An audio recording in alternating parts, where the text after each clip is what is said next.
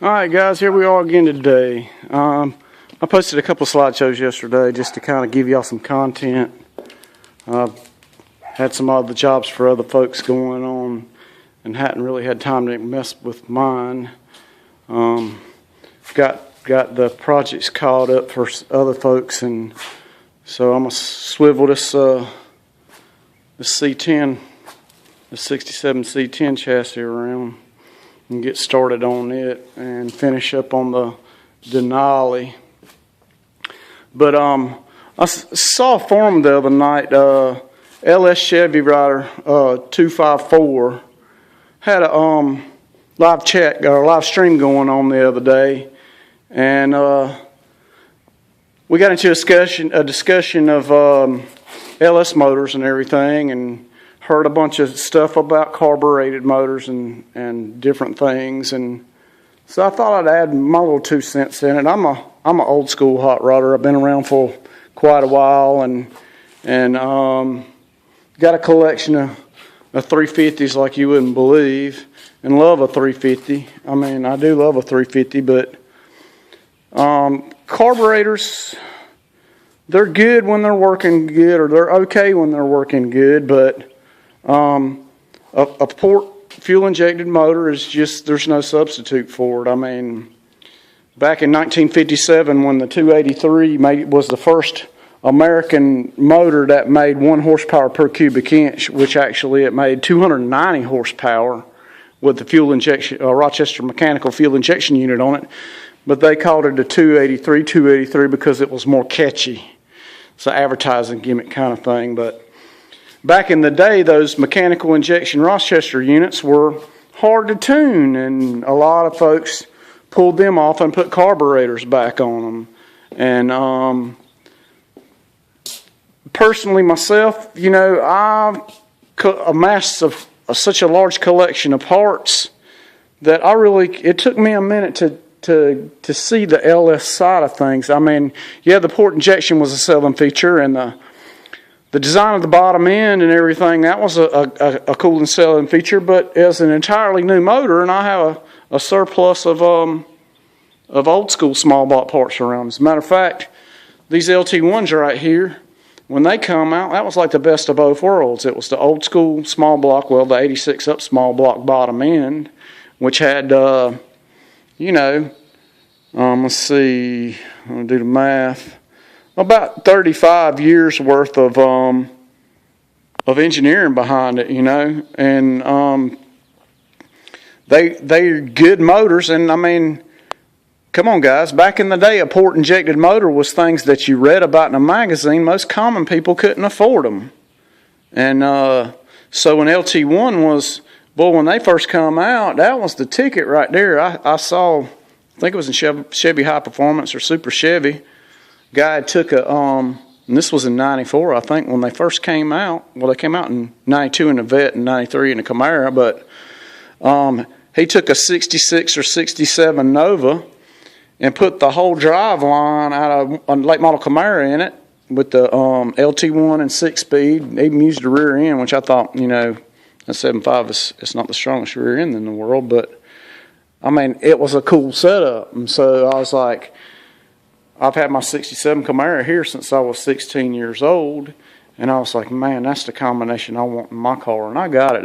This is a 97 LT1. It's cammed up with comp cams in it, and it's got the Beehive springs and roller rockers, and I mean, it's got the stuff on it. I got the 6-speed that goes behind it, and the car, I put a 12-bolt rear end in it back in the early 80s, so it'll have all the good stuff, but it's going to be dated because that combination, nobody's using LT1s anymore, but it kind of makes them an affordable port injected motor if you can get a hold of one, because it dates a hot rod. But I mean, I snatched up a bunch of them back in the day. Here's a Caprice LT1 cast iron headed LT1 with a 4L60 behind it. I mean, excellent running gear, good fuel mileage, do little things to them, and they really make a lot of horsepower. But you know, a good friend of mine put this 5.3 on me. It was in a it was in a square body S10, and I actually was already working on the new body style S10, and so I just pulled it out and made do in my truck, and it really got me sold on the LS motors, and I got me another 5.3, and so I thought, well, I'll put a 5.3 in my truck that I've been dreaming of building for years, that I've been collecting parts on, and then I got my hands on this LQ460, and so I said, well, that's what I'll build, and then it just so happened to be I worked out a deal on this LQ9 right here, and so I was like, well, let's put this in there instead, because it's high compression, and we'll do the same thing. I think this motor from the factory was 375, and we're going to put a cam in it, and it might make 400 horsepower, which is going to be fun in a little pickup that don't get no traction. And this truck right here, I'm building like if I could have bought a new truck. It'd be exactly what I would have ordered from the factory, but with a 67 body on it, Got the 06 Muncie 06 Silverado Muncie 5-speed, and 12-bolt rear end with 373 positive traction gears. Rally wheels, which I know most of the guys nowadays, they run in the 20s and stuff, but like I said, I'm an old school hot rodder. I want this truck to look like I just drug it out of a barn. It's going to be a sleeper, and they'll hear it and they'll say, oh man, that's got a cammed up little small block in it, but it won't. It'll have this nice fuel injected motor in it. It's going to have 4-wheel disc brakes. It'll have Hydro Boost on it, and that way I don't have to worry about enough vacuum because of the cam or whatever, and it's going to be a screaming little demon, and it's going to be fun. But another discussion that we had on LS Chevy Rider 254's little stream was that the guys were saying carburetor, and a bunch of guys carburate these LS motors. But I mean, if you think about it, and we was talking about kind of reverse engineering things. I mean, people build fuel systems from scratch, which why would you? I mean, the factory spent a lot of money developing factory fuel systems, and if you can make a factory fuel system work in a different chassis, or even the same kind of chassis, like he did one in a square body C10, and in '87 they come out with a fuel injected motor. So if you use that fuel system, it's pretty cheap because it's already been designed and everything, and you're just fitting it in and it bolts right in. So I mean, it only makes sense. The LS motors by themselves, I mean, a 5.3 you can get on a deal, but these 6.0s, they cost a little bit more. Well, if you put a carburetor on that motor, then you've got $400 or $500 in the intake, and then you got to have the MSD box to make the ignition work. And then you got another $250 or whatever in a carburetor. If you buy the motor complete from the junkyard or wherever you get it from, it comes with the intake, the throttle body, the fuel rails, and all that already. So why would you redo that? And then you got people that's paying big money for aftermarket wiring harnesses. Well, if you get a dropout that comes with the wiring harness, it's not that difficult to wire it up to a standalone system, and boom, you got a port injected motor that makes high horsepower for basically pretty cheap.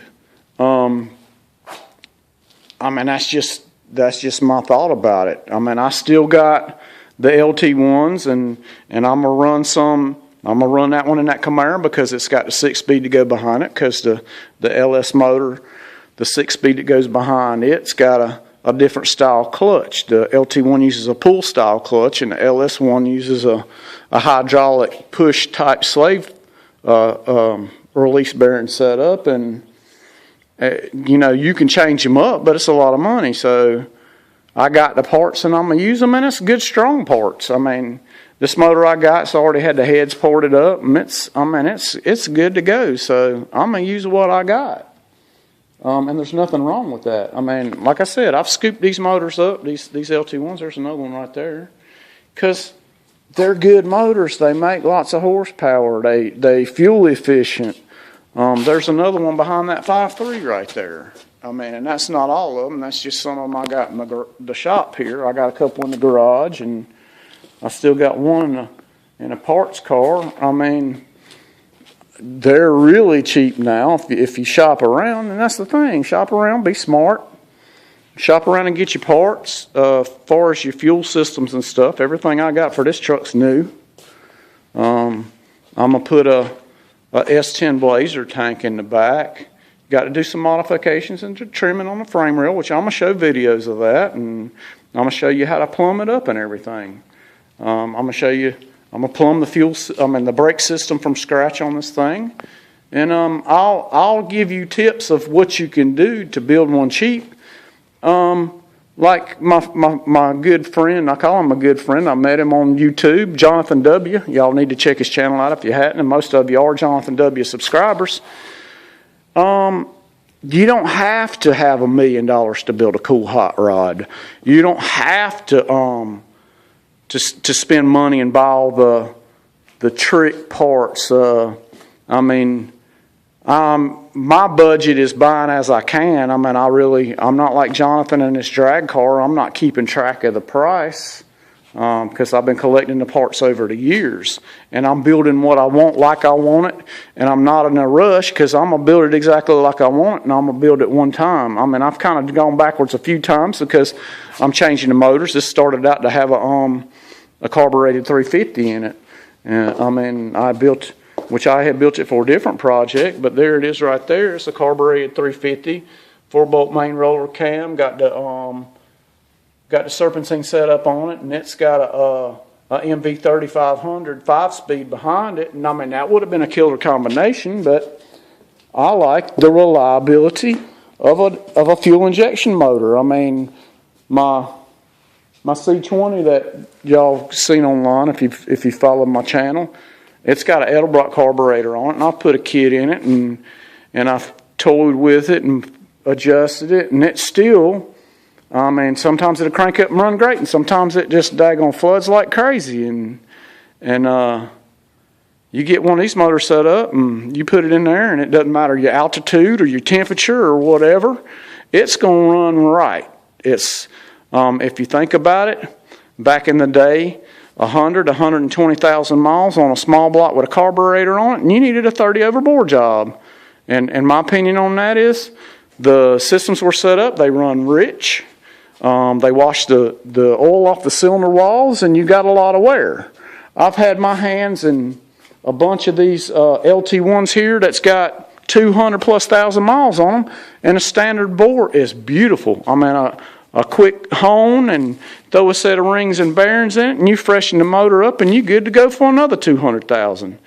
I'm sold on fuel injection. Now I'm sold on these new motors. Anything that I keep's going to be fuel injected. I've got a bunch of cars. I bought some to sell to make money to fix up my collection. And a lot of people said, well, you got some cars that would really be nice if you sold them and make you a lot of money. And I was like, well, some stuff's not for sale. And I've been told a whole bunch of times, man, come up with enough of money, everything's for sale. Everything's got a price. Well, in my mind, there's some things that don't have a price. This Camaro right here, it was for sale one time, and my arm was twisted about it. I lived with a friend of mine, and I had 4 cars at his house, and he was like, Scott, you need to get rid of a car, and I got a boy that wants to buy that Camaro, and you need to sell it. And he come up in the yard, and I put a price on it, and he tried to G me on the price, and I was like, no, this is the price right here. And I told him what I'd done to the car, and yeah, it was in rough shape, but I knew the money that was in it, and I knew what it was worth. And he wanted to hem-haw and try to talk me down on my price, and I told him the car wasn't for sale no more. And he's like, what are you talking about, Rick? He said it was for sale. I said, no, it's not for sale anymore. And you need to get out in the yard before I turn the dogs out on you. Go on. I'm done. And there's certain things that I have that'll never be for sale. And there's some things that I have that'll make somebody really nice cars. And I'm not going to let them go out of here unless they are nice. I had a guy tell me today, he says, you can't fix them all up. My dad's getting ready to turn 90 years old. and he's still kicking around and not having really any problems at all. So I've got another 40 years that I plan on be building hot rods, and I think I could take care of most of what I got in 40 years. So they was trying to tell me I need to short sell some of my. I've been working a plan for about 25 years now, collecting up what I thought might be valuable vehicles, and come to find out I was pretty much on the money. And so now I'm going to fix them up and make some really nice cars, trucks or whatever. And I'm going to put some nice stuff on some people, but I mean, it's going to cost, because it costs to build nice stuff. It's going to be fair to them, and it's going to be fair to me. I mean, if somebody buys something from me, they're going to get something worth every dollar they spend. And that's just the way I am. I believe that you need to get the most for your money. And I believe that there should be pride in what you do, and that's one thing that we're lacking in this country today is pride and craftsmanship, and that's something I just believe in, and something that I mean, it's ingrained in me, and that's just the way I am, and I'm not going to change. Something else that was brought up last night on the or night before last on the live stream with LS Chevy Rider 254 was the camaraderie of the YouTube community. People are so willing to help, and Jonathan W. is a perfect example of that. He put me out on his channel, and it's got a bunch of you guys watching me, and I'm so grateful for that. It's not even funny. Talking and hanging out with Jonathan, I've met a lot of really cool people. We're all like-minded hot rodders that don't have a whole bunch of money to spend and want to make the best for our buck, and we like the same things. And I mean, everybody knows, and this just ain't with cars but anything, that you can go on YouTube and learn how to do anything.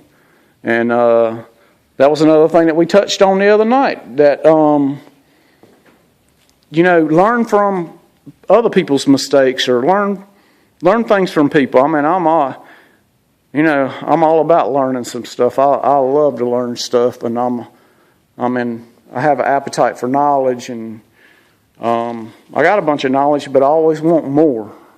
And so I know this is a rant and a rave and all that, but just trying to tell you, you don't have to have $1 million to build something nice, but you're not going to build nothing sitting on the couch or watching YouTube videos all day. You got to get out there and get your hands dirty, and don't be scared to try something. I mean, just say everything I ever done, I had to have a first one. I've built transmissions, and that was the first one. My first motor, and every one of them's taught me something. I mean, I started working on cars when I was 16, and you learn a lot, especially when you're 16, and you got a lead foot, so you break a bunch of stuff, and it teaches you lessons, and you make mistakes, and that breaks stuff. And I learned everything. My dad wasn't a mechanic, and they gave me the family wagon when it broke down, and so I'd get a book and I'd read, and I'd go out there and I'd turn some wrenches, and I'd go back and I'd read, and I'd hang around gas stations, and I got to be friends with a Chevrolet mechanic when I was really young that got to be a really good friend of mine, and he taught me a lot and helped me out every chance he could. And I mean, that's the way you learn stuff. And there isn't anything I can do on a car except with the limitation of the tools that I have. Like, I can't do a front end alignment because I don't have a front end machine. Basically everything else, if I got the tools to do it, I can do it. And if I don't know how to do it, I'll learn how to do it. I mean, that's just like these LS motors. I didn't know anything about them. That's kind of why I stayed away from them for so long. But when I first got that one right there, I started studying on them and started learning things and learning the differences in the motors and what kind of parts you could put in them and what kind of parts work together. And see, that's the other key. you got to match your parts up. If you don't match your parts up, you'll just be wasting a bunch of money. You're not going to make the power you want. The things aren't going to work the way that you want them to work. And so the more things that you can do I'm saying go with factory stuff if you can, because the factory spent a lot of money in research and development to figure out what worked, so they could sell it to the public, because they didn't want to have to be warrantying a bunch of stuff because the parts didn't work and stuff was breaking down. So they've done the hard part for you. Now all you have to do is do the research and learn what works together, and then you'll have you a good vehicle. And these are very good motors. They make a lot of horsepower, really easy. They're reliable, got longevity. They'll hold together. I mean, they'll stand up by all kind of boost and make all kind of horsepower. Things that are in these motors here were exotic parts back in the day. I mean, back in the day when I started working on cars, if you had a roller cam, you had some money tied up. These motors come with roller cams. Now, the profile ain't the best in the world, and you have to upgrade, but and they're a little pricey, but if you shop around and you know what to look for, then you can get the best bang for your buck. And that's what it's all about. This might lose me some subscribers for going on my little rant, but like I said, I'm going to teach you guys some things if you really want to learn, and if you stay watching. I will say this, I'm putting this on because I'm not going to be posting any videos for a couple of weeks, because I'm going to help my parents out for a little while, and I'm not going to be around where I can do videos and post them online. So I'm gonna be offline for a minute. But when I come back, I'm coming back with a vengeance, and I'm gonna be posting a whole bunch of videos and showing y'all a whole bunch of stuff. Y'all gonna watch this truck come together, and it's going to really make a nice ride when I'm done with it. We're going to get back on this little S10 right here. Need to do this. This one is going to come together probably first, then this one. But we're going to work on them both at the same time. I have a attention deficit disorder, and so I jump around a little bit just to keep my interest in things. So y'all learn that about me, and it's not a bad thing. It's you get just one project, and if you run out of parts or something, then you're stuck. You can't do anything. Or sometimes, and I've seen this happen many times working on cars, and you guys that have been working on cars for a long time, you understand what I'm saying. But you can sit there and say you got a bolt that won't thread up, and you can work with it for hours and hours, and it won't thread up, and you can't get it to thread up. And I've had this happen before. The girl in my life, whatever, will come out and say, "Hey, baby, what are you doing?" And I'm telling her, and I'll be aggravated and cussing and frustrated, and she'll say, "Well, what are you trying to do?" And I'll say, "I'm trying to put this bolt in here, and I just can't get it started, And she'll jump right in there, and it'll twist right in there for her like she, ain't nothing to it, and I'll be like, well, what in the world? But it's a fresh perspective. So sometimes if you have an issue with something and you back off from it for a minute, and then you come back, you got a whole new outlook on things, and things just pop right together like they're supposed to. Because when you get frustrated and aggravated, it works against you. So that's one reason why I like to have more than one thing going on, besides the fact that my attention deficit thing. But and I love cars, and I love a lot of different kind of cars. I guess honestly, it went back to when I was a kid and we had Hot Wheels and Matchbox cars to play with, because we didn't have video games back then. And I didn't have a whole bunch, but I go over to a friend's house and they'd have a whole bunch and have that little collector box and track set up and all this stuff. And they say pick a car or whatever, and he'd have all these cool cars, and it'd be hard to pick one car. Well, that spoiled me for life, I guess, because if somebody told me that I had to pick one car to keep, I don't think I could do it because I got too many cool cars. I buy what I like, and luckily what I like, a lot of people like. And so I put myself in a situation to where I got a lot of stuff to sell to make money off of because that's what I bought. I mean, I learned a lesson a long time ago.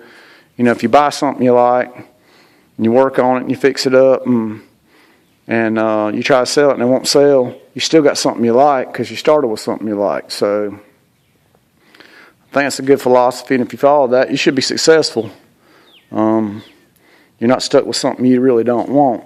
And if you're lucky like me and you like stuff that everybody else likes, then you're good to go. Of course, there comes a time when that's an issue, and that we touched about that the other night too. LS Chevy Rider 254, he's got a 73 Chevelle, which is not a very popular car. And the reason he bought it was you don't very often see them, you know. And that's something else, you know. It makes it harder to work on because there's not a market for parts for them. So that's an issue. But other than that, unique rides are really hot now. I mean, and honestly, ugly cars are in. I mean, I think that's what's made the rat rods cool. And station wagons, back in the day, you couldn't give a station wagon away. And that's probably the hottest up-and-coming thing. If you got any kind of old station wagon and you can make it into any kind of good-running, nice-looking car, which, you know, a set of wheels and a stance and a good-sounding motor goes a long ways for anything. And if you can get something like that in any kind of wagon, if you're in the market to sell it, you can make a lot of money. So, you know, that's what it is, you know. But it's all about... To me, it's all about making something that's yours. I mean, just like my motorcycle here. I wanted a Street Glide Harley so bad I couldn't stand it, but I couldn't afford one. It's dirty. Don't pay attention. I ride it every day, so it stays dirty. I live on a dirt road. But, I mean, I wanted one, and I wanted one bad, but I knew I couldn't afford one.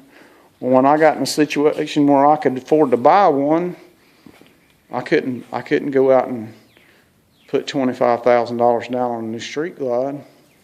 So I found me a police Harley that's got the big motor and the 6-speed and the 6-gallon gas tank and ABS. And if y'all been watching my videos, you'll see the slideshow on it. It was a black and white police bike. And after riding it for about 10 months and people slowing down in front of me because they thought I was the man, I was like, I'm gonna build the bike I want.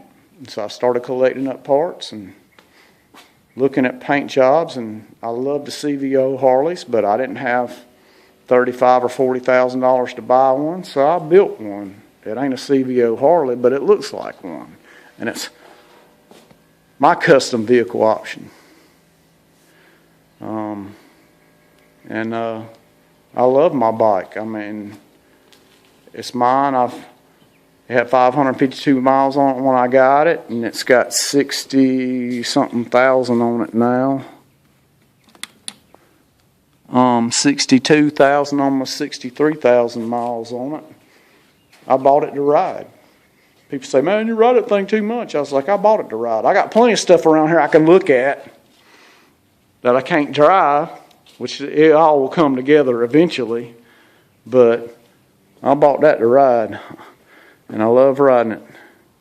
So if you always deal with stuff you love, and I've got a boy at work hounding me right now. He wants to buy it, but I told him it's not for sale. And unless he come up with a dollar figure I just couldn't turn down to where I could build me another one, because I'm not going to go out and put the money down that it costs to buy a new one like it. And I don't want something that, I mean, most Harleys you see are black. And I don't want something everybody else has got. I want something that I got. And everybody sees me and says, hey, there he goes. They know who it is. So I guess I'm going to end this video, but that's what's going on here at my shop.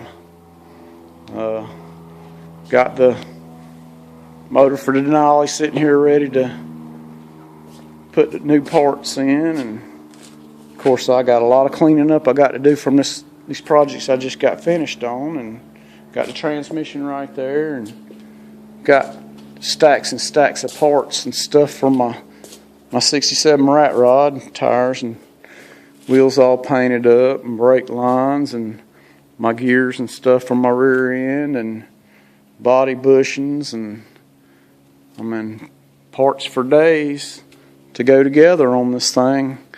I mean, I'm sure I'm not quite got everything together. I need to make me a drive shaft, and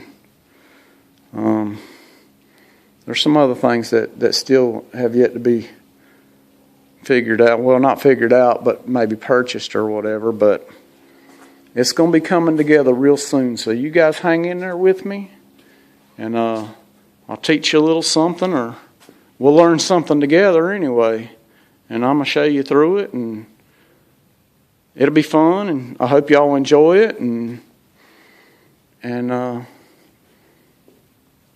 still got the messiest workbench in all of YouTube.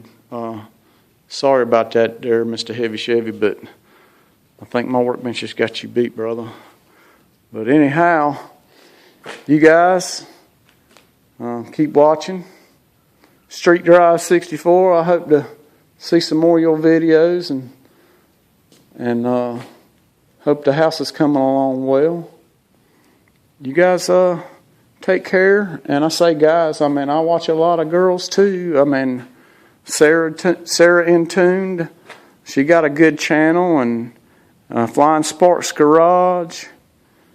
They all got good stuff going on, and so I don't mind giving some shout outs. I've been showed a lot of love from my fellow YouTube people, and I mean these people don't need my help. They got a lot of subscribers, but you know, like I said, the YouTube community as a whole, it seems like a nice brotherhood of people, and if we could all get along in this country like that, there'd be a lot better place to live.